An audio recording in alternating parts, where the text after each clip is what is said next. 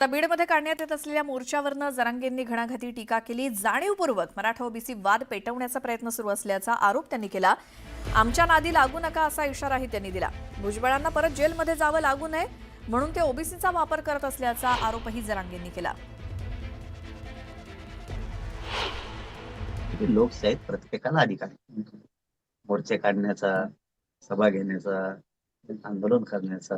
लोकशाहीप्रमाणे प्रत्येक जण करतो, त्यात काय कोणाचा अडवायचा प्रश्न काही संबंध नाही। आणि ज्यांनी कुणी अडवण्याचा किंवा ते येऊ न देण्याचा केलं त्याचा तो वैयक्तिक मुद्दा असं त्यांचं वैयक्तिक मत मांडल्याचा त्यांना अधिकार आहे, त्याच्यामुळे ते त्यांचं वैयक्तिक मत आहे।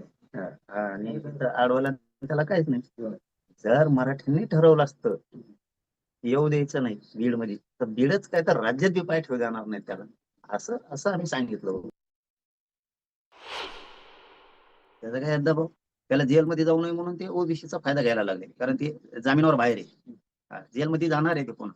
त्यामुळे ते प्रयत्न सुरू आहेत त्याचे की आपण ओबीसीची ताकद दाखवायची, म्हणजे सरकार काय करेल आपल्याला थोडं मदत करील, असं करेल तसं करेल, हे त्याचा एक केविलवाना प्रयत्न आहे। ते रडकुंडी आलेलं आहे, रडत रडत आपलं ते काहीतरी उकांडा उकरीत आहे, त्याला माहित नाही त्याच्या हाताला उकांडा उकरल्यावर घाणच लागणार आहे, कारण घाण माणूसच उकांडा उकरेल। मराठा ओबीसी प्रचंड वाद निर्माण करायचं काम यांनी सुरू केलेलं आहे 5-6 जणांनी, ते त्यांना भोगावं लागत नाही। आता ओबीसींच्या आरक्षणाचा जीआर जाळणारे आणि बीडमधील महाएल्गार सभेला विरोध करणारे बिंडूक असून ही जरांगेंची पिलावळ आहे अशी टीका नवनाथ वाघमारेंनी केली। तर भाजपचा डीएनए ओबीसी आहे असं म्हणणाऱ्या मुख्यमंत्री देवेंद्र फडणवीस यांचा डीएनए आता मराठा झालाय।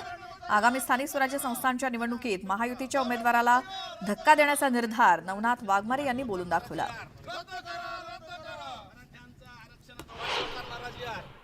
ओबीसीच्या आरक्षणाच्या संरक्षणासाठी आज बीडमध्ये महाएल्गार मेळावा होतोय आणि या मेळाव्यामध्ये सहभागी होण्यासाठी नवनाथ वाघमारे देखील बीडमध्ये दाखल झाले। काय सांगाल, आजचा एल्गार कसा असेल, काय सरकारला इशारा असेल? राज्य सरकारनं जो 2 सप्टेंबरचा काळा जी.आर काढून ओबीसींचं राजकीय अस्तित्व संपवलंय त्याच्या विरोधातला हा महाएल्गार आहे।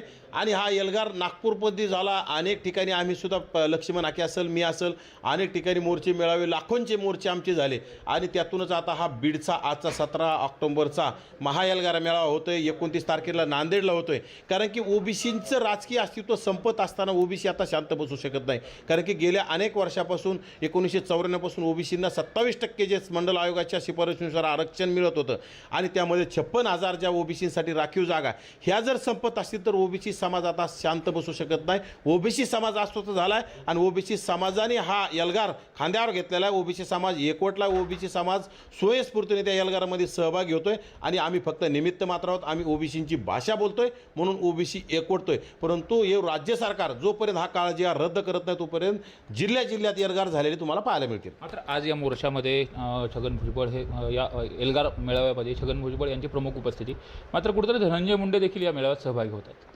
नक्कीच या मेळाव्यामध्ये भुजबळ साहेबांचं प्रमुख मार्गदर्शक आहेत, परंतु धनंजय मुंडे साहेब येत आहेत आणि अनेक ओबीसी नेते आमच्यासह आहेत, परंतु यामध्ये सर्व ओबीसी नेत्यांनी खरं तर आलं पाहिजे। आयोजकांनी सुद्धा सर्व ओबीसी नेत्यांना बोलावलं सुद्धा पाहिजे, कारण हा लढा सकल ओबीसींचा आहे, हा कुठल्या एका जातीचा नाही, जरांगीसारखा एका जातीचा लढा नाही, हा लढा 400च्या आसपास असणाऱ्या जातीचा आहे। त्यामुळं हा लढा मोठा झाला पाहिजे। या राज्यामध्ये 55 ते 58% असणारा ओबीसी समाजाचा लढा आहे। जरांगे 9% समाजाचा लढा लढतोय आणि राज्याला वेटीस धरतोय, राज्यात गुंडगिरी करतोय, दादागिरी करतोय। परंतु आम्ही डॉक्टर बाबासाहेबांचं संविधान मानणारे आहोत। आम्ही संविधानात्मक आमच्या मागण्या असतात, आम्ही संविधानाचा विचार करून आम्ही बोलतोय। प्रमुख मागणी कुठली असते? आमची प्रमुख मागणी 2 सप्टेंबरचा ओबीसीच्या पाठीत खंजीर खुपसणारा काळा जी.आर रद्द झाला पाहिजे आणि जोपर्यंत जी.आर रद्द होत नाही तोपर्यंत आमची न्यायालयीन लढाई आणि रस्त्यावरली लढाई आमची सुरू राहील आणि आता आम्ही राजकीय लढाई सुद्धा सुरू करणार आहोत। महायुतीला धक्का देण्याचा देखील आता ओबीसी नेत्यांनी ठाण केलेलं आहे, त्यामुळे नेमका आगामी कालावधीमध्ये काय याचा परिणाम होतो हे पाहणं महत्त्वाचं असेल। मात्र बीडमधल्या ओबीसी महाएल्गारच्या अनुषंगाने एक ओबीसी नेते हे बीडमध्ये येत असताना आपल्याला पाहायला मिळत आहे। सुरेश जाधव, न्यूज 18 लोकमत, बीड। एक मोठी बातमी बघूयात। मंत्री छगन भुजबळ बीडमध्ये पोहोचलेत। समता परिषदेचे नेते सुभाष राऊत यांचं जाळपोळ केलेल्या हॉटेलची पाहणी भुजबळांकडून सध्या केली जाते। आज बीडमध्ये महाएल्गार मेळावा आहे ओबीसींचा, त्याकरता मंत्री छगन भुजबळ बीडमध्ये आहेत आणि त्याआधी ते समता परिषदेचे नेते सुभाष राऊत यांच्या हॉटेलची जी काही जाळपोळ करण्यात आली होती त्याची पाहणी सध्या छगन भुजबळ हे बीडमध्ये आल्यानंतर करतायत. मंत्री छगन भुजबळ हे बीडमध्ये पोहोचलेत. आज ओबीसींचा महाएल्गार मेळावा आहे बीडमध्ये. त्याआधी ते पाहणी करतायत सुभाष राऊत यांच्या जाळपोळ झालेल्या हॉटेलची. आणखी एक महत्त्वाची बातमी ती म्हणजे आम्ही कधी ओबीसींच्या कुठल्याही मेळाव्याला विरोध केलेला नाही, पण मंत्री छगन भुजबळ केवळ मराठा समाजाला विरोध म्हणून या मेळाव्याला उपस्थित राहत आहेत. बीडमध्ये मराठा ओबीसी वाद वाढावा यासाठी ते मेळावा घेत आहेत. मंत्रिपदावरती असताना ते असं कृत्य करत असल्यामुळे आमचा त्याला विरोध आहे असं गंगाधर काळकुटे यांचं म्हणणं आहे. 1994 सालच्या GRची होळी काळकुटेंकडनं करण्यात आली.